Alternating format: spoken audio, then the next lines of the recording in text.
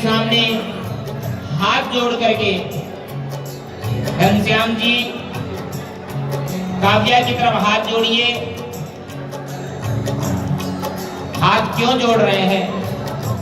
यहां पर आप काव्या से माफी मांग रहे हैं। क्या चीज की माफी? कहते हैं कि ये प्यारी बेटी आपके घर में जन्म ली और आप इसके पिता बने। पिता होने के नाते आपने बड़ा ही लाड चाव इसका किया, फिर भी किसी बात के लिए यदि आपके घर में ये कोई जिद की हो जो आपको अच्छी नहीं लगी हो और उसके कारण आपने अपनी बेटी को डांटा भी होगा। डांटे थे ना घनश्याम जी? डांटना पड़ता है पिता होने के नाते, तो वो आपके द्वारा अपराध हुआ। एक बात आपको बताता हूं कि बेटा तो ठाकुर जी की कृपा से घर में जन्म लेता है, लेकिन बेटी पुण्य के पुण्याई से जन्म लेती है। ये तो सच है कि हर बेटी की तकदीर में एक बाप होता है, लेकिन घनश्याम जी ये जरूरी नहीं कि हर बाप की तकदीर में एक बेटी हो, ये जरूरी नहीं है। जब ठाकुर जी की कृपा होती है तभी घर में बेटी जन्म लेती है। आपके घर में ये प्यारी बिटिया जन्म ली, आपके घर में रह करके अपनी बाल लीलाओं से आपको खुश रखी। यदि आपके व्यवहार से इसके दिल को कभी ठेस पहुंची हो, यदि दुख पहुंचा हो, उसके लिए आज माफी।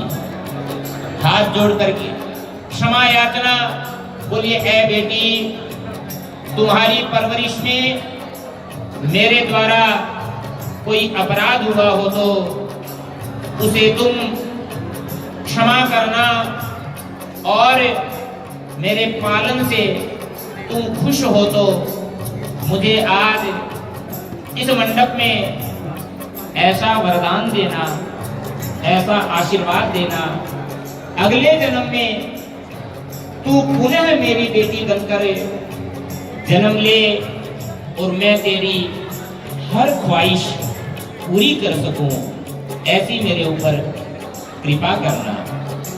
यहाँ इस मंडप में बैठ करके पिता अपनी बेटी से क्षमा याचना। बेटी कहती है पापा, कल तक आप कहते थे कि काव्या जब तक तेरी आवाज नहीं सुनता हूं तो अच्छा नहीं लगता। कल से आपको किसकी आवाज सुनाई देगी? कल से आप किसे काव्या बोल करके पुकारोगे, बुलाओगे? यहाँ पर घनश्याम जी अपनी प्यारी बिटिया को क्या कह रहे हैं, जरा ध्यान से सुनेंगे। तू मेरी बाहों के झूले में पली लाडो, जा रही है छोड़ के मेरी गली लाडो। तू मेरी बाहों के झूले में पली लाडो, जा रही है छोड़ के मेरी गली लाडो। खूबसूरत वो जमाने याद आएंगे, चाह कर भी हम तुम्हें ना भूल पाएंगे। खूबसूरत वो जमाने याद आएंगे, चाह कर भी हम तुम्हें ना भूल पाएंगे।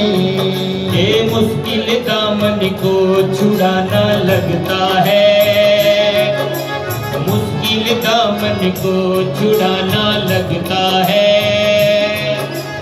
एक दिन कन्यादान तो करना पड़ता है, अपने पिया के साथ जाना पड़ता है। एक दिन कन्यादान तो करना पड़ता है।